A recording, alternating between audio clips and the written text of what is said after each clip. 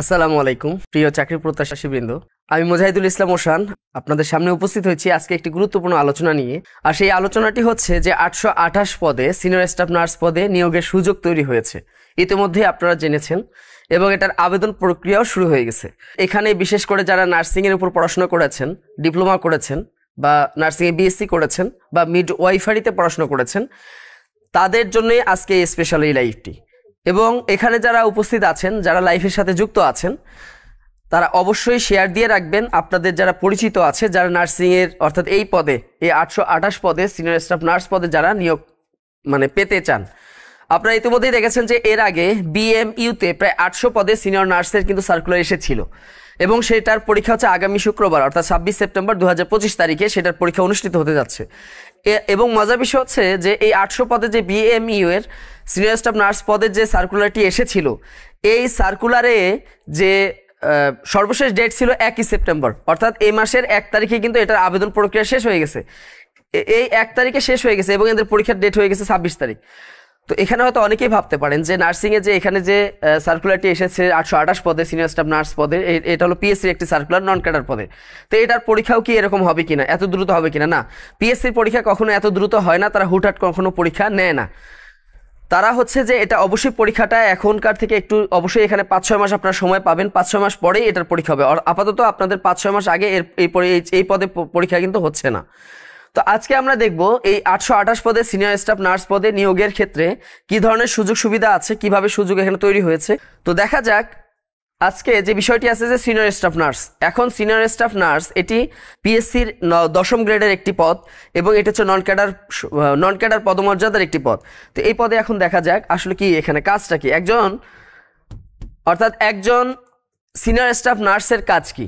এখানে দেখেন যে একজন সিনিয়র স্টাফ নার্সকে বেশ কিছু গুরুত্বপূর্ণ দায়িত্ব পালন করতে হয়, এবং আজকে আমরা জানবো যারা এখানে আছেন যে সিনিয়র স্টাফ নার্স পদের জন্য আসলে তাদের পদোন্নতি কিভাবে হয়, তারা কি কি কাজের সুবিধা পায়, তারা কোন কোন দেশে যেতে পারে, এবং তারা সর্বশেষ কোন পর্যায়ে পর্যন্ত যেতে পারে। ওভারঅল সবকিছু বিষয় আমরা জানবো। পাশাপাশি আপনাদের কোন কোন টপিক পড়তে হবে এবং কোন কোন টপিক থেকে পরীক্ষা হবে, পাশাপাশি কোন পদ্ধতিতে পরীক্ষা হবে, কত নম্বরে পরীক্ষা হবে, সবকিছু আমরা আজকে জানার চেষ্টা করব। এখানে যেমন রোগীকে ভর্তি করা থেকে শুরু করে তাকে পর্যবেক্ষণ, মূল্যায়ন, বা তারপর হচ্ছে কি চিকিৎসা পরিকল্পনা বাস্তবায়ন, হাসপাতাল নীতি পদ্ধতি অনুসরণ করে একজন রোগীকে সেবা সহায়তা দেওয়া, সবকিছু কাজই কারা করে? এই সিনিয়র স্টাফ নার্সের কিন্তু কাজ। তার পরামর্শ এবং তার তদারকিতে কিন্তু হয়ে থাকে। পাশাপাশি কোথায় নিয়োগ দেওয়া হয় এই সিনিয়র স্টাফ নার্সকে, আসলে মূলত কোথায় নিয়োগ দেওয়া হয়? এটা দেওয়া হয় বেসরকারি, সকল সরকারি বেসরকারি হাসপাতালে এদেরকে নিয়োগ হয়। এই সিনিয়র স্টাফ নার্স যারা আছেন এদের আসলে নিয়োগটা কোথায় হয়? এদের নিয়োগ হয় হচ্ছে দেশের যতগুলো সরকারি এবং বেসরকারি যতগুলো হাসপাতাল আছে এখানে নিয়োগ হয়। এছাড়াও বিভিন্ন ধরনের ক্লিনিকে তাদের নিয়োগ হয়, স্বাস্থ্য কেন্দ্রে নিয়োগ হয়। এছাড়াও যত ধরনের স্বাস্থ্য সেবামূলক প্রতিষ্ঠান আছে সেখানে কিন্তু তাদেরকে নিয়োগ দেওয়া হয়। এছাড়াও এই স্বাস্থ্যসেবা বিভাগ, স্বাস্থ্য এবং পরিবার কল্যাণ মন্ত্রণালয়ের অধীনে নার্সিং এবং মিড ওয়াইফারি এই যে অধিদপ্তরটি আছে, মিড ওয়াইফারি অধিদপ্তরের, এই অধিদপ্তরে যারা সিনিয়র স্টাফ নার্স হন বা যারা মিড ওয়াইফ হিসাবে কাজ করেন, তারা প্রতি বছর বিপুল পরিমাণ প্রত্যেক বছরই কিন্তু এদের কিন্তু নিয়োগ হয়ে থাকে, অসংখ্য পদে কিন্তু নিয়োগ হয়ে থাকে। তো এখানে যারা আপনারা এখানে যুক্ত আছেন অবশ্যই এটা শেয়ার দিবেন, যাতে করে আপনাদের পরিচিত যারা নার্সিং এর উপর পড়াশোনা করেছেন এবং আপনাদের যদি কেউ থাকে এরকম পরিচিত, অবশ্যই যেন এই লাইফটা থেকে তারা উপকৃত হতে পারে। তো আজকে আমরা দেখবো যে একজন নার্সিং আসলে কোথায় নিয়োগ দেওয়া হয়। তাকে সরকারি বেসরকারি হাসপাতালে নিয়োগ দেওয়া হয়, ক্লিনিকে নিয়োগ দেওয়া হয়, বিভিন্ন স্বাস্থ্য বিভাগে নিয়োগ দেওয়া হয়। এছাড়াও স্বাস্থ্য মন্ত্রণালয়ের যে বিভাগ রয়েছে অর্থাৎ সিনিয়র স্টাফ নার্স এবং মিডওয়াইফারি পদে প্রত্যেক বছর কিন্তু অসংখ্য পদে কিন্তু নিয়োগ দেওয়া হয়। এছাড়াও এই বিশ্ববিদ্যালয়ের নিজস্ব কি আছে, বিধি মোতাবেক নার্স নিয়োগের জন্য বিজ্ঞপ্তিও হয়ে থাকে। এছাড়াও আমরা দেখেছি কিছুদিন আগে যে বিএমইউতে প্রায় 800 পদে সিনিয়র স্টাফ নার্স পদে কিন্তু তারা বিজ্ঞপ্তি দিয়েছিল, এবং সেই বিজ্ঞপ্তি থেকে দেখেছি যে তাদের আবেদন প্রক্রিয়া শেষ হয়ে গেছে এই মাসেরই 1 তারিখ, এবং তাদের পরীক্ষা কিন্তু আগামী 26 তারিখে। কত দ্রুত পরীক্ষা হয়ে যাচ্ছে। তবে এখানে একটা সুবিধা হচ্ছে, যেটা পিএসসির যেটা নার্সিং এসেছে 828 পদে, এটার পরীক্ষা কিন্তু আগামী 5-6 মাসের আগে হবে না, কমপক্ষে 6 মাস আপনারা সময় পাবেন। তো এই সময় আপনাকে গুছিয়ে প্রস্তুতি নিতে হবে। তো এখানে দেখেন কাজের পরিধি, তারা কোথায় কোথায় কাজ করতে পারে। এখানে দেখেন যে একজন নার্সকে সাধারণত চিকিৎসকের নানা কাজে সহায়তা করে, একজন চিকিৎসক যেভাবে চিকিৎসা দিয়ে থাকেন এই কাজগুলোতে সে সহায়তা করে। পাশাপাশি ক্লিনিকের আউটডোর, ইনডোর এবং অপারেশন থিয়েটার যেগুলো আছে এগুলোতে কাজ করে। এইগুলোর পাশাপাশি সে বিভিন্ন জায়গায় যায়, বিশেষ করে রোগীকে ওষুধ খাওয়াতে সে সাহায্য করে। এছাড়াও দেখা যায় যে কি এরা শুধু দেশেই না বিদেশেও নার্সিং পেশার দক্ষ এবং অভিজ্ঞ লোকের ব্যাপক চাহিদা আছে এবং তারা কিন্তু বিদেশেও যাচ্ছে, বিশেষ করে মধ্যপ্রাচ্যে যাচ্ছে। এছাড়াও সিঙ্গাপুর, মালয়েশিয়া, কাতার, কানাডা, অস্ট্রেলিয়া সহ মধ্যপ্রাচ্যের অনেক দেশে যাচ্ছে। ইভেন দেখা যায় ব্রুনাই, দারুসালাম যেটা আছে ব্রুনাই, এখানেও যাচ্ছে। এছাড়া আফ্রিকা, আর একটা মজার বিষয় হচ্ছে যে আফ্রিকা মহাদেশের অনেক দেশে কিন্তু আমাদের অনেক বাংলাদেশি ডাক্তার রয়েছেন এবং আমাদের সিনিয়র স্টাফ নার্স অর্থাৎ যারা নার্স রয়েছেন অসংখ্য কিন্তু আছে আমাদের আফ্রিকা মহাদেশে। এছাড়া আমাদের মধ্য এশিয়া এবং অন্যান্য এশিয়াতেও কিন্তু কি আছে এই সমস্ত মানে এই নার্সরা তাদের এখানে কাজ করতে পারে। এছাড়াও দেখেন এরা শুধু সিনিয়র স্টাফ নার্স না, এরা সুপারিনটেন্ডেন্ট, নার্সিং ট্রেনিং কলেজের প্রশিক্ষক পর্যন্ত হতে পারে। তার মানে দেখেন এই যে নার্সিংয়ের যে পেশাটি আছে এটা শুধু কি নার্সের পেশা না, এই নার্সিংয়ের পেশাটার আসলে শেষ গন্তব্য কোথায় সেটা আমরা আজকে দেখব। এটার কিন্তু উজ্জ্বল মানে ভবিষ্যৎটা হচ্ছে কি অসম্ভব সুন্দর একটি ভবিষ্যৎ এখানে আছে। এরপর দেখি পরবর্তীতে যদি যাই পদোন্নতি। এই যে সিনিয়র স্টাফ নার্স পদে যারা এখানে নিয়োগপ্রাপ্ত হবেন তাদের পদোন্নতিটা কিভাবে হয় দেখেন। সরকারি নিয়োগ, বর্তমানে সরকারি পর্যায়ে সিনিয়র স্টাফ নার্সকে নিয়োগ দেওয়া হয় বিভিন্ন মাধ্যমে দেওয়া হয়। তো বর্তমানে পিএসসির মাধ্যমে এবং তারা দ্বিতীয় শ্রেণী কর্মকর্তা হিসেবে কাজ করতে পারেন।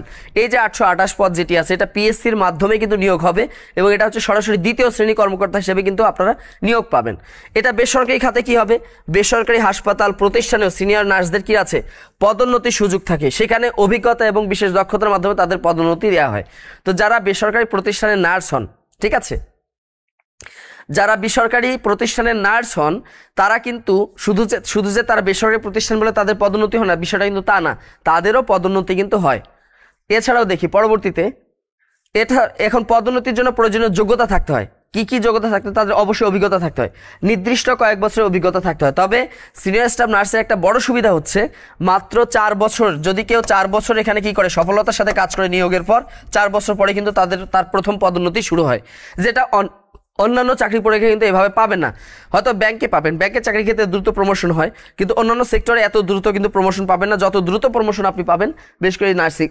কারণ এখানে হচ্ছে যারা নার্সিং পেশার সাথে জড়িত থাকে তাদের কাজটা হচ্ছে কি মানে একটা মানবতামূলক কাজ, একটা সেবামূলক কাজ এবং তাদের কিন্তু অনেক বেশি ত্যাগ করতে হয়, অনেক বেশি তাদের শ্রম দিতে হয়। পরবর্তীতে আসেন যে শিক্ষা এবং দক্ষতা। বিএসসি বা উচ্চতর ডিগ্রিধারী যারা আছেন তারা পদোন্নতিতে অগ্রাধিকার পাবেন।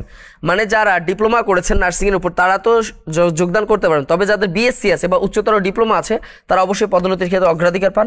এবং নেতৃত্বের গুণাবলী অর্থাৎ যাদের চমৎকার কর্মদক্ষতা আছে, অন্যের সাথে যোগাযোগ ব্যবস্থাটা খুব সুন্দর, রোগীর সাথে যাদের ইন্টারাকশনটা খুব সুন্দর, যাদের আচরণ ভালো এবং যারা অল্পতেই কাজ বুঝে দক্ষ যারা, তাদের কিন্তু পদোন্নতিটা খুব দ্রুত হয়।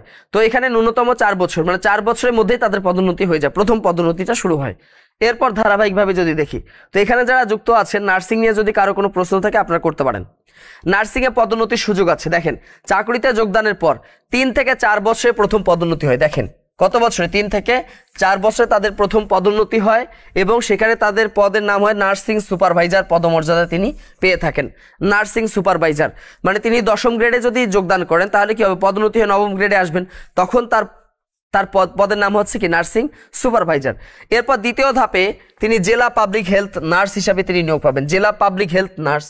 এছাড়া হাসপাতালগুলোতে ডেপুটি নার্সিং সুপারিনটেন্ডেন্ট, দেখেন ডেপুটি নার্সিং সুপারিনটেন্ডেন্ট হিসাবে কি হবেন, এরপর পদোন্নতি হবে। সেখান থেকে কি হবে, ডেপুটি নার্সিং সুপারিনটেন্ডেন্ট অথবা ওটি সুপারভাইজার অথবা নার্সিং কলেজে সে কি হবে, ইনস্ট্রাক্টর হিসেবে তার পদোন্নতি হবে অথবা ডেমনস্ট্রেটর হিসেবে তার পদোন্নতি হবে অথবা ইনস্টিটিউটে নার্সিং ইনস্ট্রাক্টর বা ইনস্ট্রাক্টর ইনচার্জ তিনি হতে পারবেন। তাহলে দেখেন কত সুন্দর কিন্তু এখানে সুযোগ সুবিধা আছে যারা নার্সিংয়ে পড়াশোনা করেছেন, ঠিক আছে। তাহলে দেখেন প্রথমে সে নার্সিং সুপারভাইজার হবে পদোন্নতি পেয়ে, তারপর হচ্ছে জেলা public health nurse, deputy nursing superintendent, OT superintendent বা অটি সুপারভাইজার, নার্সিং কলেজে ইনস্ট্রাক্টর, ডেমনস্ট্রেটর, ইনস্টিটিউটে নার্সিং ইনস্ট্রাক্টর বা ইনস্ট্রাক্টর ইনচার্জ, এই সমস্ত পদে তার পদোন্নতি হবে। চমৎকার কিন্তু এই পদগুলো কিন্তু চমৎকার তার জন্য যারা নার্সিংয়ে পড়াশোনা করেছেন।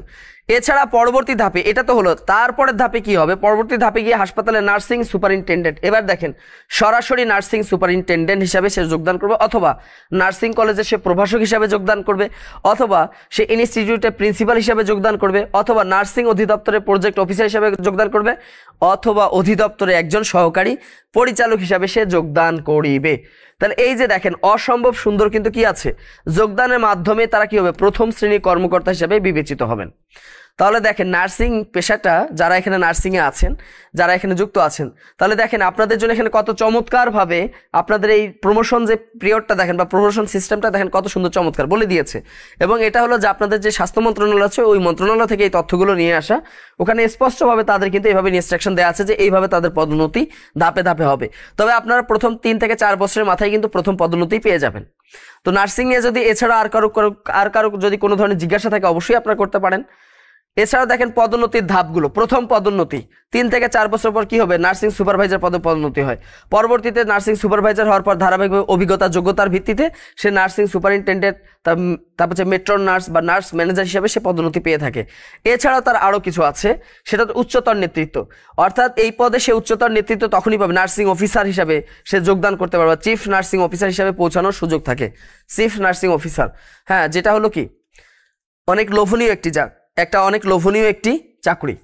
এরপর দেখি যে সিনিয়র স্টাফ নার্স পিএসসি, এই যে পিএসসি থেকে আপনারা দেখেন যে পিএসসি থেকে 828 পদে সিনিয়র স্টাফ নার্স পদে যে সার্কুলারটি এসেছে, এই সার্কুলারে আসলে কি রয়েছে, কবে আবেদন করতে পারবেন, কবে কি করতে পারবেন, যোগ্যতা কি, এগুলো আমি এখন আলোচনা করব। তাহলে দেখেন প্রতিষ্ঠানের নাম হচ্ছে নার্সিং ও মিডওয়াইফারি অধিদপ্তর। এই যে নার্সিং এবং মিডওয়াইফারি অধিদপ্তরের অধীনে এই সমস্ত নার্সদের নিয়োগ দেওয়া হবে যারা এখানে আছেন। এখানকার পদের নাম কি, পদের নাম হচ্ছে সিনিয়র স্টাফ নার্স। এরপর দেখেন পদসংখ্যা কয়টি, পদসংখ্যা হচ্ছে 828টি। ব্যাপক নার্সিংয়ে দেখেন এত সুন্দর একটি পেশা, বিশেষ করে সেবামূলক পেশা নার্সিং, এখানে যারা পুরুষ আছেন নারী আছেন সবাই এখানে আবেদন করতে পারবেন। তো এত সুন্দর একটি পেশা এবং এখানে আপনার কিন্তু দক্ষতা প্রকাশের একটা সুযোগ থাকে। এবং সবথেকে মজার বিষয় হচ্ছে যে এখানে আপনি মানুষের সাথে একদম কি মিশতে পারতেছেন, তাই না, অনেক অজানা মানুষের সাথে মিশতে পারছেন। পাশাপাশি এখানে কিন্তু আপনার যে ব্যক্তিগত দক্ষতা, তো এখানে একটা বিষয় দেখেন যে এই নার্সিং পেশাটা হচ্ছে কি একদম মানুষের মাঝে মিশে যাওয়ার মতো একটা পেশা। এখানে মানুষের অনেক উপকার করার একটা সুযোগ থাকে, তাই না, অনেক কিছু শেখার সুযোগ থাকে। তো এটা একমাত্র নার্সিং পেশাতেই আপনি পাবেন। এছাড়া দেখেন এটার বেতন স্কেল হচ্ছে 10ম গ্রেড, 2য় শ্রেণী কর্মকর্তা হিসেবে 10ম গ্রেডে বেতন পাবেন। 16,000 টাকা হলো বেসিক, এখান থেকে 38,640 টাকা সর্বশেষ আপনি এখান থেকে বেসিকে আপনি তুলতে পারবেন। তো এখানে হচ্ছে আপনাদের বেসিক হলো 16,000 টাকা। তো 16,000 টাকা বেসিকে মোটামুটি আপনি 28 থেকে 30,000 টাকার মতো স্যালারি আপনি ড্র করতে পারবেন আশা করা যায়।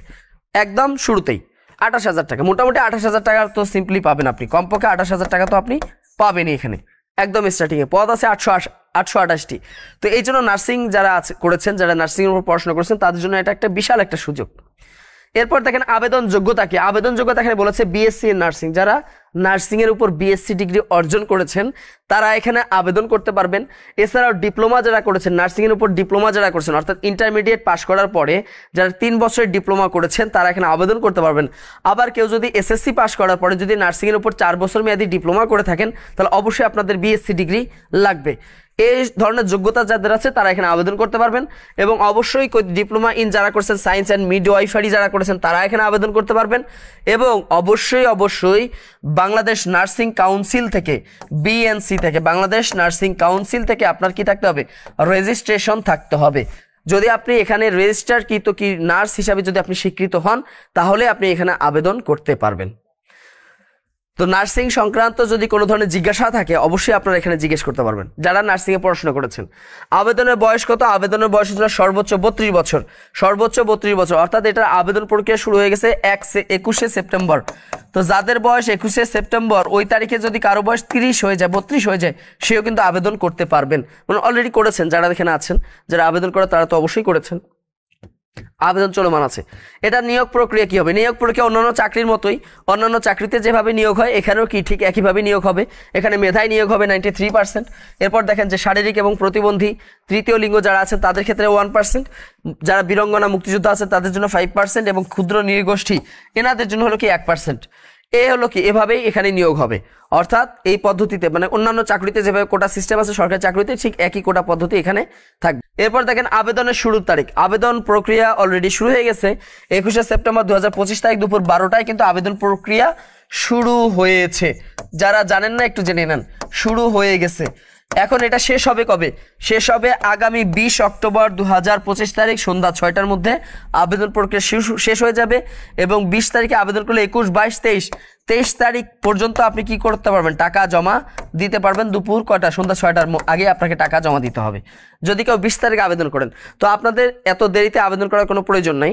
আচ্ছা, স্বাস্থ্য সহকারী পদের জন্য কোনো কোর্স চালু আছে কিনা? এটা হচ্ছে আমাদের 11 থেকে 20তম গ্রেডের যে কোর্সগুলো আছে এগুলোর সাথে যুক্ত হলেই আপনি এখান থেকে পেয়ে যাবেন আশা করা যায়। তো এখানে দেখেন যে আবেদন শুরুর তারিখ 21শে সেপ্টেম্বর অলরেডি শুরু হয়ে গেছে, আবেদনের শেষ তারিখ 20শে অক্টোবর। তো আপনাদের এই যে দীর্ঘ 1 মাস এখানে আবেদনের সময় আছে। যারা এখনো আবেদন করেননি দ্রুত আবেদন করে ফেলবেন বা মাসের শেষের দিকে আবেদন করে ফেলবেন, তবে যত দ্রুত সম্ভব আগে আবেদন করে ফেলে ভালো হয়। তো এটার পরীক্ষা কবে নাগাদ হতে পারে এই একটা প্রশ্ন। কারণ অনেকেই হয়তো বা বলতে পারেন যে বিএমইউ, এই তো গত মাসে একটা সার্কুলার দিয়েছিল বিএমইউ, বাংলাদেশ মেডিকেল ইউনিভার্সিটিতে 800 পদের একটা সিনিয়র স্টাফ নার্সের পদে সার্কুলার হয়েছিল, যেটার আবেদন শেষ হয়েছে কত তারিখ? 1 সেপ্টেম্বর, অর্থাৎ এই মাসের 1 তারিখে আবেদন শেষ হয়ে গেছে। তাদের কিন্তু পরীক্ষার ডেট হয়ে গেছে। কবে হয়েছে? তাদের পরীক্ষার ডেট হয়েছে 26 তারিখ, মানে আগামী শুক্রবার কিন্তু তাদের পরীক্ষা। তো আপনাদের কিন্তু এই পরীক্ষাটা এত দ্রুত হবে না। পিএসসি যে পরীক্ষা নেয় তারা কিন্তু এত দ্রুত পরীক্ষা নিবে না, ঠিক আছে? পিএসসি নিয়োগগুলো সবসময় সার্কুলার প্রকাশে অন্তত 5-6 মাস গ্যাপ দিয়ে তারপর কি হয়, তাদের পরীক্ষাগুলো হয়ে থাকে। তাদের এই একটা সুন্দর সিস্টেম আছে, মানে পিএসসি সবসময় আপনাকে প্রিপারেশন নেওয়ার মতো যথেষ্ট সুযোগ দিবে। তো আপনাদের পরীক্ষা এত দ্রুত হবে না। তো অবশ্যই আপনারা আবেদন করে ফেলবেন। এরপর হচ্ছে অনলাইনে আবেদন করবেন কিভাবে? আবেদন করার অ্যাড্রেস এখানে দেওয়া আছে, একটু ভালো করে দেখেন। এই যে http, তারপর হচ্ছে কি https, তারপর হচ্ছে bpsc.teletalk.com.bd, এই অ্যাড্রেসে প্রবেশ করলে দেখবেন সবার উপরে 47, 46, 45, 44 এইভাবে বিশেষ আছে। নিচের দিকে দেখবেন যে নন ক্যাডার অ্যাপ্লিকেশন আছে লেখা, নন ক্যাডার। এই যে নন ক্যাডার অ্যাপ্লিকেশন, ওখানে ক্লিক করলে আপনি ওখানে চলে যাবেন। তারপর হচ্ছে ওখানে ইনস্ট্রাকশন দেওয়া আছে, এখান থেকে আপনি যেভাবে হোক আপনার মানে এখান থেকে আপনি যেভাবে অন্যান্য চাকরিতে আপনি পিএসসির আন্ডারে যে অন্যান্য যে চাকরিগুলোতে যেভাবে আবেদন করেন এভাবে আবেদন করবেন। 300/300 আপনার ছবি লাগবে এবং 300/80 আপনার সিগনেচার লাগবে। এছাড়াও সমস্ত তথ্য দিয়ে যথাযথভাবে পূরণ করে আপনি সাবমিট করে দিবেন। সাবমিট করা হয়ে গেলে আপনি এটা সুন্দর করে একটা প্রিন্ট দিয়ে বের করে চেক করে দেখবেন কোনো ভুল ভ্রান্তি আছে নাকি। যদি ভুল থাকে সংশোধন করবেন, আবার নতুন করে আবেদন করবেন। যদি ভুল না থাকে তাহলে আপনি টাকাটা জমা দিবেন। তবে যেদিন আবেদন করবেন তার 1 দিন পরে আপনি টাকাটা জমা দিবেন। কয়েকবার চেক করবেন, কয়েকবার চেক করার পরে দেখবেন যে কোনো ভুল আছে কিনা। এবং ওই অ্যাপ্লিকেশন যে আপনি যে আবেদন করেছেন এখানে গিয়ে ওই কপিটা অবশ্যই আপনার ইমেলে রাখবেন, গুগল ড্রাইভে রাখবেন। টাকা দেওয়ার পর ফাইনাল কপিটা অবশ্যই প্রিন্ট দিবেন, দিয়ে অবশ্যই আপনি গুগলে বা আপনার যে গুগল আছে এবং কি আপনার যে ড্রাইভ আছে, ফটোস ড্রাইভে আছে, এখানে আপনি রেখে দিবেন। কারণ কি? কারণ যদি কোনো কারণে আপনার এগুলো মানে হারিয়ে ফেলেন তাহলে অন্তত গুগল ড্রাইভ বা ইমেল থেকে যেন আপনি এগুলো সহজে বের করতে পারেন। ফোন হারাই গেলে যেন আপনি এগুলো বের করতে পারেন। তো এই জন্য এই কাজগুলো করবেন। এবার দেখেন তথ্য যাচাই করবেন, আপনি ফি জমা দিবেন। ফি কত টাকা? ফি হলো আপনাদের 200 টাকা। মনে রাখবেন প্রথম শ্রেণী যেহেতু সেকেন্ড ক্লাস জব 200 টাকা। এখানে 23 টাকা আপনাকে সার্ভিস চার্জ দিতে হবে। তো 223 টাকার মতো আপনার এখানে চার্জ লাগবে। তো মোটামুটি আপনি রিচার্জ করবেন 230 টাকা। 230 টাকা রিচার্জ করলে 2বার মেসেজ যাওয়া আসাতে আপনার এখানে বেশ কিছু খরচ হবে। তো ওভারঅল আপনাকে 230 টাকা খরচ ছিল, আপনি এখানে আবেদন করতে পারবেন। অবশ্যই টেলিটক ফ্রি যে প্রিপেড যে মোবাইল ফোন অন্যান্য চাকরিতে যেভাবে আবেদন করেন ঠিক একইভাবে আপনি এখানে আবেদন করতে পারবেন। এটা হলো আবেদন প্রক্রিয়া। এরপর দেখবো যে পরীক্ষার পদ্ধতি। অনেকেই হয়তো বা এখানে জিজ্ঞেস করতে পারেন বা অনেকেই জানতে চেয়েছেন যে আসলে পরীক্ষার পদ্ধতিটা কি হবে, তাই না? পরীক্ষার পদ্ধতি সম্পর্কে আপনাদের যদি আমি বলি যে আপনাদের এই পরীক্ষাটা কিভাবে হবে, কোন পদ্ধতিতে হবে। কারণ এর আগে আমরা দেখেছি যেটা বিএমইউ ছিল, তাই না? যেটা তো এটা দেখেন বিএমইউ, দেখেন 26 তারিখ যেটার পরীক্ষা হবে বিএমইউ, এখানে বলা ছিল যে এখানে আপনাদের নার্সিং যে সাবজেক্ট আছে এই নার্সিং এর উপর আপনাদের যে বেসিক সাবজেক্ট এখানে 70 নম্বরের পরীক্ষা হবে। বাংলাতে হবে 10, ইংলিশে হবে 10 আর জিকেতে হবে 10। এই হলো 100 নম্বরের পরীক্ষা হবে, তাই না? এরকম একটা আছে আপনাদের বিএমইউ যে 26 তারিখ পরীক্ষা। এর আগে নার্সিং ছিল সেখানে কিন্তু 100 নম্বরের প্রিলি ছিল, 200 রিটেন ছিল, 100 ভাইবা ছিল, এরকম হয়েছে। তাহলে দেখেন এক একটা প্রতিষ্ঠান কিন্তু এক একভাবে কি নেয় পরীক্ষাটা নিয়ে থাকে। তবে আপনাদের এই পিএসসি যে পরীক্ষাটি নিবে তারা নিবে হচ্ছে 100 নম্বরের পরীক্ষা। এর ভিতরে 90 থাকবে আপনাদের প্রিলি আর 10 থাকবে ভাইবা। তাহলে দেখেন মাত্র 100 নম্বরের পরীক্ষা কিন্তু আপনি এত সুন্দর একটা চাকরি আপনি পেয়ে যাচ্ছেন। তাহলে দেখেন এই নিয়োগের জন্য মোট 100 নম্বরের পরীক্ষা হবে। এর ভিতরে 90 নম্বর থাকবে কি লিখিত পরীক্ষা আর ভাইবা থাকবে কত? 10 নম্বর থাকবে ভাইভাতে। উভয় ক্ষেত্রে 50% আপনাকে পাস নম্বর হলো কত পার্সেন্ট? 50%। প্রশ্ন হবে কোথা থেকে? প্রশ্ন হবে বাংলা, ইংরেজি, দৈনিক বিজ্ঞান, সাধারণ জ্ঞান, বাংলাদেশ আন্তর্জাতিক বিষয়গুলি, এগুলো হবে। এবং 10 নম্বরে যারা প্রার্থীরা 10 নম্বরের মৌখিক পরীক্ষা যারা উত্তীর্ণ হবেন তারাই বিবেচিত হবেন উত্তীর্ণ হিসাবে। এখন দেখেন প্রিলিমিনারি পরীক্ষাটা কি হবে, এটা হবে এমসিকিউ পদ্ধতিতে। আপনাদের প্রিলি পরীক্ষাটা হবে এমসিকিউ পদ্ধতিতে, কোনো লিখিত হবে না, এটা সম্পূর্ণ হবে এমসিকিউ পদ্ধতিতে এই পরীক্ষাটি হবে। মোট 90টা প্রশ্ন থাকবে, প্রত্যেকটা প্রশ্নের জন্য 1 নম্বর থাকবে, প্রত্যেকটা ভুল উত্তরের জন্য কি থাকবে 0.5, তাই না? অর্থাৎ একটা সঠিক হলে 1 নম্বর, আর দুইটা ভুল গেলে 1 নম্বর কাটা যাবে। পিএসসি যেভাবে পরীক্ষা নেয়। তো এখানে পরীক্ষা হবে কোন বিষয়ে? বাংলা থাকবে 15 থেকে 20টা প্রশ্ন, ইংরেজি থাকবে 15 থেকে 20টি প্রশ্ন, সাধারণ জ্ঞান এরকমভাবে থাকবে 15 থেকে 20টি প্রশ্ন। আর আপনাদের যে টেকনিক্যাল বা প্রফেশনাল যে বিষয় আছে এখানে থাকবে 30 থেকে মোটামুটি 40 নম্বরের প্রশ্ন থাকবে। মজার বিষয় হচ্ছে এখানে কোনো গণিত নাই, আপনাদের এই নার্সিংয়ে কোনো গণিত নাই, শুধু বাংলা হয়তো 20 থাকতে পারে বা 15 থেকে 20 নম্বর, ইংরেজিও 15 থেকে 20, সাধারণ জ্ঞান 15 থেকে 20। সাধারণ জ্ঞানের ভিতর আপনার আইসিটি আছে, বাংলাদেশ বিষয়গুলি, আন্তর্জাতিক বিষয়গুলি, তথ্য যোগাযোগ প্রযুক্তি এবং বিজ্ঞান, ভূগোল সবকিছু মিলে হচ্ছে কি এখানে মানে সবকিছু মিলে এখানে সাধারণ জ্ঞান।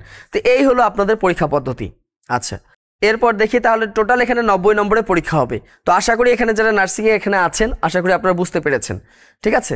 সিলেবাস কি নিউ হবে? জি, সিলেবাসটা সম্পূর্ণ নতুন, অর্থাৎ আপনাদের নার্সিংয়ের সিলেবাস পিএসসি যেহেতু পরীক্ষা নিবে, পিএসসি কিন্তু বিএমইউ এর মতো করে নিবে না। এর আগে যে নার্সিংয়ের পরীক্ষা হলো প্রায় 100 হলো প্রিলি, 200 লিখিত, তারপর হলো কি 100 আবার ভাইভা, এরকম হবে না। পিএসসি একদম সিলেবাস দিয়ে দিয়েছে যে এইভাবে তারা নার্সিং পরীক্ষা নিবে। এবার দেখা যাক কিভাবে প্রস্তুতি নেবেন। এই যে আপনি এখন সবার মনে প্রশ্ন যে আপনি কিভাবে প্রস্তুতি নেবেন, এই প্রস্তুতির ক্ষেত্রে অবশ্যই যেহেতু মানে পিএসসি পরীক্ষা নিবে, অবশ্যই মনে রাখবেন, আপনাদের যেটা মনে রাখতে হবে যে বিগত বিসিএস এর প্রশ্ন পড়বেন। অবশ্যই যেহেতু পিএসসি পরীক্ষা নিবে, বিগত বিসিএস প্রশ্ন কি পড়বেন? বিগত বিসিএস এর ক্ষেত্রে শুধু বাংলা পড়বেন, ইংরেজি প্রশ্নগুলো পড়বেন, বাংলা, ইংরেজি আর সাধারণ জ্ঞানের প্রশ্নগুলো একটু দেখবেন। আর কি জ্ঞান? সাধারণ জ্ঞান। এই সাধারণ জ্ঞানের ভিতরে অনেকগুলো টপিক আছে। সাধারণ জ্ঞানের ভিতর কি আছে? বাংলাদেশ বিষয়গুলি আছে। সাধারণ জ্ঞানের ভিতর আছে বাংলাদেশ। সাধারণ জ্ঞানের ভিতর কি আছে? আন্তর্জাতিক। সাধারণ জ্ঞানের ক্ষেত্রে আন্তর্জাতিক আছে। এরপর সাধারণ জ্ঞানের ক্ষেত্রে আছে ভূগোল। ভূগোল ও সাধারণ জ্ঞানের অন্তর্ভুক্ত। সাধারণ জ্ঞানের ক্ষেত্রে কি আছে? তথ্য প্রযুক্তি আছে। তথ্য প্রযুক্তি। আবার সাধারণ জ্ঞানের আরেকটা পার্ট হলো কি আমরা জানি সেটি হচ্ছে কি বাংলাদেশ, আন্তর্জাতিক, ভূগোল, তথ্য প্রযুক্তি, আর একটা হলো বিজ্ঞান। এই তো এভারেজ। বিজ্ঞানের 2-1টা প্রশ্ন মাঝে মাঝে থাকলেও থাকতে পারে। তো এই হলো কথা। তো আপনারা এই টপিকগুলো বিগত বিসিএস এর প্রশ্নগুলো অবশ্যই দেখবেন, এটা হলো প্রথম কাজ। তাহলে বিগত বিসিএস এর প্রশ্নগুলো পড়বেন, বাংলা, ইংরেজি, সাধারণ জ্ঞান। আর একটা পড়তে হবে বিগত নার্সিং এর প্রশ্ন। এই যে বিগত যে নার্সিং এর যে প্রশ্নগুলো আছে, বিগত নার্সিং এর প্রশ্নগুলো অবশ্যই দেখবেন। নার্সিং প্রশ্নগুলো দেখলে হচ্ছে কি প্রশ্নের ধারা সম্পর্কে আপনি জানতে পারবেন। এটা হলো আপনাদের প্রথম কাজ, এটা হলো আপনাদের প্রাথমিক পর্যায়ের কাজ। এরপর আপনাদের করণীয় কি? এরপর হচ্ছে আপনাদের যে কাজটি করণীয় সেটা হচ্ছে কোন কোন টপিকগুলো পড়বেন। ভালো করে দেখেন কোন কোন টপিক পড়বেন। নার্সিং টেকনিক্যাল, দেখেন এখানে নার্সিং টেকনিক্যাল যে বিষয়গুলো আছে, যেখান থেকে আপনাদের 30 থেকে 40 নম্বরের প্রশ্ন আসবে। এই নার্সিং টেকনিক্যালের যে বিষয়গুলো কি কি, অর্থাৎ নার্সিংয়ের উপর এমন কিছু বিষয় আছে যে টপিকগুলো থেকে আপনাদের প্রশ্ন হতে পারে। সেই টপিকগুলো কোনগুলো? সেই টপিকগুলো যদি আমরা দেখি, শুরুতেই দেখেন এই যে মিডওয়াইফারি, আপনারা অবশ্যই এগুলো পড়েছেন আপনাদের কোর্সে। ফার্মাকোলজি, তারপর অর্থোপেডিক, সাইকোলজিক্যাল সায়েন্স, তাই কিনা, mental health, anatomy, physiology, community of nursing, তারপর হচ্ছে adult nursing, fundamental nursing, clinical practice, তারপর হচ্ছে পেট্রিয়াট্রিক অ্যান্ড নিউ বর্ন নার্সিং। এই যে আপনাদের যে বেসিক যে বিষয়গুলো আছে, আপনাদের নার্সিংয়ের এই বেসিক বিষয়গুলো আপনাদের পড়তে হবে। এগুলো টপিকগুলো যারা এখানে নার্সিংয়ে আছেন অবশ্যই এগুলো আপনারা একটু স্ক্রিনশট দিয়ে রাখতে পারেন অবশ্যই, অথবা পরবর্তীতে লাইভটা দেখে এটা আপনি এখান থেকে নোট করে নিতে পারেন। এরপর দেখি এগুলো হচ্ছে আপনাদের টেকনিক্যাল বিষয়। বিশেষ করে নার্সিং, এই যে টেকনিক্যাল বিষয় প্রস্তুতি, diploma in nursing science and midwifery অথবা বিএসসি নার্সিং ডিগ্রির যে পাঠ্য বইগুলো আছে, এই পাঠ্য বইগুলো আপনাকে কিন্তু পড়তে হবে। অর্থাৎ যারা ডিপ্লোমা ইন মিডওয়াইফারি করেছেন অথবা যারা নার্সিংয়ের উপর ডিপ্লোমা করেছেন বা নার্সিংয়ের উপর বিএসসি করেছেন, তাদের ক্ষেত্রে যেটা হলো যে এইগুলো আপনাদের সেই যে একাডেমিক লাইফের যে টপিক আছে এই টপিক থেকে দেখলেই আপনি পেয়ে যাবেন। ঠিক আছে, একাডেমিক লাইফের যে বইগুলো আছে এগুলো থেকে। এরপর দেখেন যে ইন্টার্নশিপ নার্সিং, পেশাগত ক্লিনিক্যাল দায়িত্ব, অ্যান্ড্রোক্রাইন সিস্টেম, তারপর হচ্ছে রিপ্রোডাক্টিভ সিস্টেম, রেনাল বা ইউরিনারি সিস্টেম আছে যেটি, তারপর হচ্ছে সার্কুলেটরি সিস্টেম, কার্ডিয়াক সিস্টেম, তারপর হচ্ছে digestive system, lymphatic system, immune system, skeletal system এবং অণুজীব বিজ্ঞান ও ভ্যাকসিন এবং নিউট্রিশন। এই টপিকগুলো অবশ্যই আপনারা নার্সিংয়ে পড়েছেন আপনাদের একাডেমিক লাইফে। তাহলে আপনাদের কাছে অবশ্যই বইগুলো আছে, সেই বইগুলো থেকে আপনারা এই টপিকগুলো পড়াশোনা করবেন, ঠিক আছে। আচ্ছা, এরপর দেখা যাক, এরপর যদি আমরা দেখি বাংলার ক্ষেত্রে কি কি টপিক পড়বেন। দেখেন বাংলার ক্ষেত্রে আপনাদের যেহেতু 15 থেকে 20 নম্বর থাকবে, এই যে টপিকগুলো দেখতে পাচ্ছেন, বর্ণ, ধ্বনি, দ্বিরুক্তি শব্দ, বর্ণ দ্বিরুক্তি শব্দ, সন্ধি, বাক্য শুদ্ধি, বানান, সমাস, প্রকৃতি প্রত্যয় শব্দ, বিপরীত শব্দ, সমার্থক শব্দ, এক কথায় প্রকাশ, বাগধারা, পদ প্রকরণ, হ্যাঁ, তারপর বাক্য প্রকরণ, উপসর্গ, অনুসর্গ, এই তো টপিকগুলো যে আছে। তো এগুলো হচ্ছে অন্যান্য চাকরি পরীক্ষার মতোই বাংলাতে যেভাবে প্রিপারেশন নিতে হয় ঠিক একইভাবে আপনারা এখানে প্রস্তুত হবেন বা প্রস্তুতি নেবেন। এটা হচ্ছে বাংলা ব্যাকরণের ক্ষেত্রে। আবার বাংলা সাহিত্যের ক্ষেত্রে প্রাচীন যুগ, চর্যাপদ দেখলেন, বাংলা সাহিত্যের মধ্যযুগগুলো এগুলো দেখলেন, শ্রীকৃষ্ণ কীর্তন কাব্য, জীবনী সাহিত্য, মঙ্গল কাব্য, অনুবাদ সাহিত্য, রোমান্সধর্মী প্রণয়োপাখ্যান, রসাঙ্গ, রাজসভা, বাংলা সাহিত্য, এভারেজ যে বর্তমান সময়ে যেগুলো হট টপিক, যেগুলো বাংলা থেকে যে সচরাচর প্রশ্ন আসে, এগুলো একটু দেখলেন। এবার বাংলা সাহিত্যের এই সমস্ত বেশ কিছু কবি সাহিত্যিক এখানে আছেন। রবীন্দ্রনাথ ঠাকুর আছেন, আখতারুজ্জামান ইলিয়াস, কাজী নজরুল ইসলাম, প্রমোদ চৌধুরী, ঈশ্বরচন্দ্র বিদ্যাসাগর, মুনির চৌধুরী, এই যে কবি সাহিত্যিক যারা আছেন, এনাদের সাহিত্য কর্মগুলো পড়লে আপনার যে 15 থেকে 20 নম্বর যে প্রশ্ন আসবে, যেহেতু পিএসসি প্রশ্ন করবে, বিষয়টা বুঝতে হবে, যেহেতু পিএসসি প্রশ্ন করবে, পিএসসির প্রশ্ন কিন্তু খুবই স্ট্যান্ডার্ড মানের হবে। তো এই জন্যই আপনাদের এইভাবে প্রস্তুতি নিতে হবে, ঠিক আছে। এরপর দেখি পরবর্তীতে যদি দেখি বাংলা, দেখেন অন্যান্য সাহিত্যকর্ম, বিশেষ করে দেখেন যে বিখ্যাত উপন্যাস, নাটক, সাহিত্য বিষয়ক গ্রন্থ, ভাষা আন্দোলন ভিত্তিক গ্রন্থ, সাহিত্যিকদের উপাধি, ছদ্মনাম, বিখ্যাত পংক্তি, উদ্ধৃতি, তারপর হচ্ছে ভাষা আন্দোলন, মুক্তিযুদ্ধ ভিত্তিক চলচ্চিত্র, এই যে টপিকগুলো আছে, এই টপিকগুলো আপনাকে পড়তে হবে বাংলার ক্ষেত্রে। এরপর ইংরেজির ক্ষেত্রে দেখেন এই যে topic, parts of speech, tense, right form of verbs, fill in the blanks with appropriate preposition, verb, জিরান্ড, participle, number, gender, voice এবং ন্যারেশন, এগুলো হচ্ছে আপনাদের কি বেসিক টপিক। এগুলো হলো আপনাদের বেসিক টপিক, এই বেসিক টপিক থেকে আপনাদের পড়তে হবে। এরপর দেখি পরবর্তীতে ইংরেজি, দেখেন sentence correction, spelling, synonym, antonym, idiom phrase, তাই না, ইডিয়াম ফ্রেজ, তারপর দেখেন ওয়ান ওয়ার্ড সাবস্টিটিউশন, প্রভাব, এরপর হচ্ছে ট্রান্সলেশন, লিটারেচার, এগুলো হচ্ছে নার্সিংয়ের উপরে আপনাকে পড়তে হবে। এছাড়াও দেখেন গণিতের যে টপিকগুলো আছে, আপনাদের তো গণিত তো নাই, বিজ্ঞান আছে, এই যে বিজ্ঞান দেখেন, বিজ্ঞান থেকে 2-3টা প্রশ্ন আপনাদের কমন আসবে, 2-3টা প্রশ্ন কমন আসবে। এটা হচ্ছে নবম দশম শ্রেণীর বিজ্ঞান, আর আপনারা তো মিডওয়াইফারিতে আপনারা পড়েছেন, এবারে মানে আপনারা এগুলো পেয়ে যাবেন।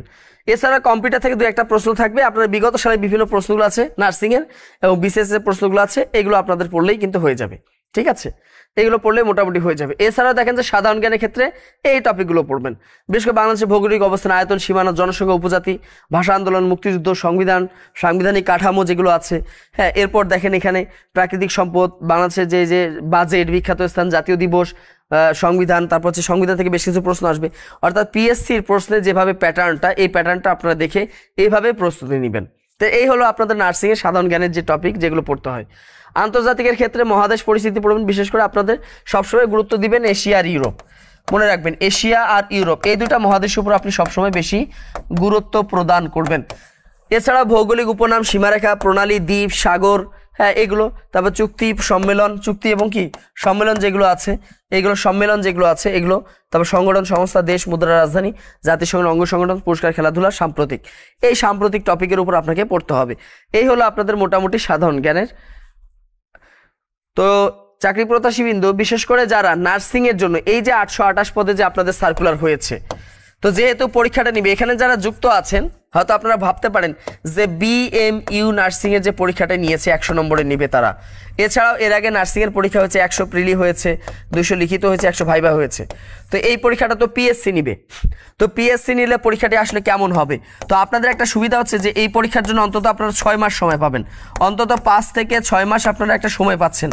পাশাপাশি যেহেতু পিএসসি পরীক্ষা নিবে, আপনারা যদি সাম্প্রতিক সময়ের প্রশ্নগুলো যদি দেখেন, সাম্প্রতিক সময়ের যদি প্রশ্ন দেখেন, পিএসসি যে প্রশ্নগুলো কিন্তু সম্পূর্ণ ডিফারেন্ট টাইপের হচ্ছে, মানে খুবই জটিল টাইপের করতেছে।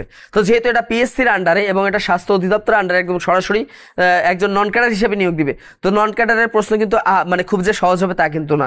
আপনারা যদি সাম্প্রতিক সময়ের প্রশ্নগুলো দেখেন, একদম অত্যন্ত জটিল কিন্তু প্রশ্ন হয়। তো সেক্ষেত্রে অবশ্যই আপনাদের একটা গোছালো প্রস্তুতি থাকা দরকার। এবং আপনারা আজকে যে টপিকগুলো দেখতে পারলেন, নার্সিংয়ে যে এই টপিকগুলো থেকে প্রশ্ন আসবে, তো এই প্রশ্নগুলো যে আপনারা শুধু বাসায় একা একা পড়লে কিন্তু আপনারা বুঝতে পারবেন, ঠিক আছে, কিন্তু যদি আপনাকে কেউ হেল্প করে, কেউ যদি সাহায্য করে, তাহলে সেটা কিন্তু আপনার জন্য সুবিধা হয়ে যায় এবং সহজে কিন্তু আপনারা বুঝতে পারবেন। তো এই জন্যই অবশ্যই একটা গাইডলাইন থাকা দরকার। যারা মনে করতেছেন যে বিদ্যাবাড়ির হেল্প নিয়ে বা বিদ্যাবাড়ির গাইডলাইন নিয়ে আপনারা এখানে সফলতা অর্জন করতে পারেন, তারা আমাদের এই নার্সিং হ্যাঁ, শিওর সাকসেস লাইভ ব্যাচ, এই ব্যাচে আপনারা যুক্ত হতে পারেন। এই ব্যাচে আমাদের সকল ব্যাচে মানে এই ব্যাচে আপনাদের 52% ছাড় চলতেছে। সামনে কিন্তু এত পরিমাণ ছাড় দিবে না, ছাড় আরও কমে আসবে। তো আমাদের কোর্স ফি 6,000 টাকা হলেও আমাদের এখানে মাত্র 2,880 টাকায় আপনি এখানে যুক্ত হতে পারবেন। মোটামুটি এখানে আপনি 50 থেকে 60টা ক্লাস পাবেন এবং এখানে আপনার এক্সাম থাকবে, এখানে মেন্টর সুবিধা থাকবে, মেন্টরশিপ সুবিধা থাকবে এবং আপনাদের যে টেকনিক্যাল বিষয়গুলো আছে এই টেকনিক্যাল বিষয়গুলো অবশ্যই যারা নার্স আছেন, সরকারি নার্স আছেন এবং সরকারি যারা ডাক্তার আছেন, মানে যারা MBBS পাস আছেন, অভিজ্ঞতা সম্পন্ন, দীর্ঘদিন পড়িয়েছেন, নার্সিংয়ের উপর পড়াশোনা করিয়েছেন, তারাই কিন্তু এখানে আপনাদের ক্লাস নিবে। এবং জেনারেল যে বিষয় আছে বাংলা, অবশ্যই 15 থেকে 20 বছর অভিজ্ঞ টিচাররাই এখানে ক্লাস নেবেন। এছাড়া সাধারণ জ্ঞান তো জানিনি যে কোন স্যারেরা ক্লাস নেন, অবশ্যই এগুলো আপনাদের বলতে হবে না। তো এই সমস্ত ইংরেজিও তো আমাদের সবাই যারা এখানে আছে, ইংরেজি ক্যাডার আছেন, নন ক্যাডার আছেন, তারপরে ব্যাংকার আছেন, ইংরেজি যারা সাবজেক্ট পড়ান, তো এই সমস্ত স্যারেরাই কিন্তু আপনাদের ক্লাস নিবে। এছাড়াও নার্সিংয়ের যে টপিকগুলো আপনারা দেখেছেন বা কোন বিষয়গুলো, এগুলো হয়তো একা পড়তে গেলে বুঝবে না, কারণ পিএসসির প্রত্যেকটা চাকরি পরীক্ষার ক্যাটাগরি কিন্তু ভিন্ন আছে। যেমন বিসিএসে এক ক্যাটাগরিতে প্রশ্ন করবে, আপনাদের এই নার্সিংয়ে কিন্তু ভিন্ন ক্যাটাগরিতে প্রশ্ন করবে। হয়তো এটা আপনি একা যদি পড়েন হয়তো ওইভাবে বুঝতে পারবেন না, এবং প্রত্যেকটা টপিকের এক্স্যাক্টলি কোন তথ্যগুলো আপনাদের পড়ার দরকার এই তথ্যগুলো কিন্তু আপনাদেরকে অবশ্যই দিবে। আমাদের ক্লাস অবশ্যই এই মাসের শেষে বা সামনের মাসের শুরুতে কিন্তু আমাদের শুরু হয়ে যাবে। আমরা কিন্তু খুব বেশি একটা টাইম নিব না, কারণ হচ্ছে যেহেতু এটা পিএসসি পরীক্ষা নেবে, আনুমানিক আপনারা 5-6 মাসে একটা সময় পাবেন। আমরা এর ভিতরেই এই কোর্সটা কমপ্লিট করিয়ে দিব। তো যারা এখানে যুক্ত হতে চাচ্ছেন তারা এখানে যুক্ত হতে পারেন। আর যেহেতু পিএসসি পরীক্ষা নেবে, দেখেন এখানে কেন গুরুত্বটা দেওয়া হয়েছে। যেমন বিএমইউ সার্কুলার দিয়েছিল, এটা নিয়ে কিন্তু আমরা মাথা ঘামাইনি, কারণ এই প্রশ্নটা বিএমইউ করবে, তারা তাদের মতো করবে এবং এটা এইভাবেই হবে, ঠিক আছে। কিন্তু কথা হচ্ছে ভিন্ন জায়গায়, ঠিক আছে। সেই ভিন্ন জায়গাটা কি, যেহেতু পরীক্ষাটা নিবে পিএসসি 10ম গ্রেডের এবং এখানে বলেছে যে নন ক্যাডার পদ, এবং এটা হলো কি নন ক্যাডার সমমর্যাদায়, তারা কিন্তু নন ক্যাডার মর্যাদা পাবে। তাহলে অবশ্যই পিএসসি যেহেতু পরীক্ষা নিবে এই 828টি পদে, তাহলে অবশ্যই প্রশ্নের মান কিন্তু যেন তেন করবে না, ঠিক আছে, যেন তেন কিন্তু করবে না। তো অবশ্যই এই জিনিসটা আপনাদের মাথায় রেখে অবশ্যই এখন থেকে আপনারা প্রস্তুতি নেবেন। মানে এমনটা যেন না হয়, যেমন আমরা 49তম বিসিএসে দেখেছি যে অনেকের পরীক্ষা মানে একদম শেষের দিকে এসে প্রস্তুতি নিচ্ছেন, এখন কিন্তু হজবরল একটা অবস্থা। এরকম যেন না হয়, এই জন্য আপনাকে প্রস্তুতি নিতে হবে একদম শুরু থেকে প্রস্তুতি নিতে হবে। তো চাইলে এখানে আপনারা যুক্ত হতে পারেন। এছাড়া আমাদের যে কোনো তথ্য, ভর্তি তথ্য সংক্রান্ত বা যে কোনো কোর্স সংক্রান্ত তথ্য জানতে আপনারা এই নম্বরটিতে যোগাযোগ করতে পারেন, 096443300। এই নম্বরটিতে যোগাযোগ করে আপনারা এখানে খুব সহজেই ভর্তি হতে পারবেন। এছাড়া আমাদের যে বিদ্যাবাড়ি যে .com আছে, আমাদের ওয়েবসাইট www.বিদ্যাবাড়ি.com, এই ওয়েবসাইটে প্রবেশ করেও আপনি এখানে আপনার কোর্স সংক্রান্ত তথ্য জানতে পারবেন। এছাড়া আমাদের যে ফেসবুক পেজ আছে বিদ্যাবাড়ি, এখানে সার্চ দিলে আপনি এখান থেকে বিভিন্ন চাকরি সংক্রান্ত তথ্য জানতে পারবেন, বিশেষ করে নার্সিংয়ের উপরে যারা এখানে যুক্ত আছেন। এছাড়া ইউটিউব আছে আমাদের বিদ্যাবাড়ি, এই ইউটিউব চ্যানেলের মাধ্যমে আপনারা আমাদের বিভিন্ন চাকরি সংক্রান্ত তথ্য, বিভিন্ন ক্লাস আপনারা উপভোগ করতে পারবেন। প্রিয় নার্সিং চাকরি প্রত্যাশী যারা এতক্ষণ যুক্ত ছিলেন, আপনাদের অসংখ্য ধন্যবাদ। আজকে আমি সংক্ষেপে আপনাদেরকে নার্সিং সম্পর্কে ধারণা দেওয়ার চেষ্টা করেছি। আপনাদের এই পিএসসি যে 828টি পদে যে সার্কুলার এসেছে নন ক্যাডার পদে 10ম গ্রেডের, এই 828টা পদের কিভাবে আবেদন করবেন, কখন করবেন, কত টাকা লাগবে, কি কি যোগ্যতা লাগবে, কি পড়বেন, কোন টপিকগুলো পড়তে হবে, টেকনিক্যাল এবং যেগুলো মেজর এবং নন মেজর যেগুলো আছে, অর্থাৎ বাংলা, ইংরেজি, সাধারণ জ্ঞান এবং এদিকে হচ্ছে আপনাদের টেকনিক্যাল বিষয়, এই বিষয়গুলো আপনাদেরকে আমি জানানোর চেষ্টা করেছি। পাশাপাশি আপনারা কিভাবে প্রস্তুতি নেবেন, কিভাবে প্রস্তুত হবেন এবং বিদ্যাবাড়ি আপনাদেরকে কিভাবে প্রস্তুত করবে সেটাও আমি জানিয়েছি। এবং আপনাদের এখানে অবশ্যই MBBS ডাক্তার থাকবেন, এখানে সরকারি নার্স আছেন, তারাই আপনাদের ক্লাসগুলো করাবেন যারা দীর্ঘদিনের অভিজ্ঞতা সম্পন্ন, এবং পাশাপাশি আপনাদের যে জেনারেল বিষয়গুলো আছে বাংলা, অবশ্যই বাংলা করাবেন, অবশ্যই দীর্ঘদিনের অভিজ্ঞতা সম্পন্ন যারা আছেন, ঠিক আছে। এছাড়াও যারা এখানে ইংরেজি পড়াবেন, অনেকদিন ধরে পড়িয়ে থাকেন, ক্যাডার নন ক্যাডার সবাই এখানে, পাশাপাশি যারা সাধারণ জ্ঞান পড়াবেন তারাও ক্যাডার নন ক্যাডার, এই সমস্ত স্যারেরাই কিন্তু আপনাদেরকে এই বিষয়ে দিক নির্দেশনা দিবেন। তো এখানে ভয়ের কিছু নাই, যারা সত্যিকার অর্থে নার্সিংয়ের জন্য এই যে মহান যে এই পেশাটি, তাই না, এবং আমি আপনাদেরকে সুযোগ সুবিধা দেখিয়েছি কিন্তু যে কোথা পর্যন্ত আপনারা যেতে পারবেন, কোন পর্যায়ে যেতে পারবেন, ইভেন বিদেশেও যেতে পারবেন। তো ওভারঅল আপনাদেরকে আমি ধারণা দিয়েছি। তো নার্সিং পেশাটা হচ্ছে একটা মহান একটা পেশা, তো এই পেশায় অবশ্যই আপনি এখানে যুক্ত হতে পারেন। তো এখানে যুক্ত হতে অবশ্যই আপনি বিদ্যাবাড়ির সাথে যুক্ত হবেন যারা এখানে আছেন। আপনাদের মানে সর্বাঙ্গীন মঙ্গল কামনা করে আজকে আমি এখানেই শেষ করে দিচ্ছি। সবাই ভালো থাকবেন, সুস্থ থাকবেন, বিদ্যাবাড়ির সাথেই থাকবেন। আল্লাহ হাফেজ।